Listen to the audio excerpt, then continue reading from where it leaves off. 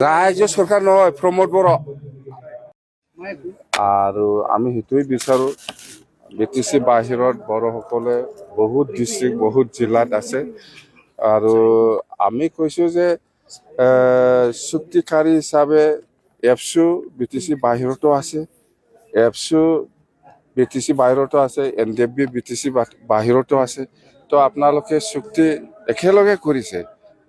তো Bodo Kachari welfare council সেইদিনা চুক্তিত জন্ম হৈছে, সেইটো ভাল কথা।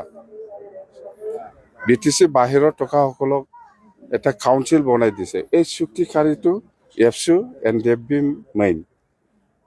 তো মই কোৱা কথাটো হ'ল, যিহেতু BTC বাহিৰতো NDFB আছে, এপছু আছে, সেই 1500 কোটি গভৰ্ণমেণ্ট অফ ইণ্ডিয়া বা গভৰ্ণমেণ্ট অফ আছামে যিটো পেকেজ দিছে, এইটো কিয় BTC বাহিৰত দিয়া নাই?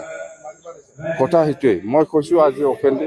সেইটো যেহেতু এপছু BTC বাহিৰতো আছে, NDFB BTC বাহিৰতো আছে, ইহঁতেও পাব লাগিছিল, বা আমাৰ চুক্তিকাৰী মিনিষ্টাৰহঁতে ইহঁতেও পাব লাগিছিল, কিয় দিয়া নাই?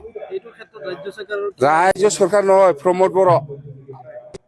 ৰাজ্য চৰকাৰটো আপোনাক পইচা, চুক্তিকাৰীসকলক পইচা দিছে মানে চুক্তিমতে যি দিব লাগে দিছে। আপোনালোকে ক'ত বনাব?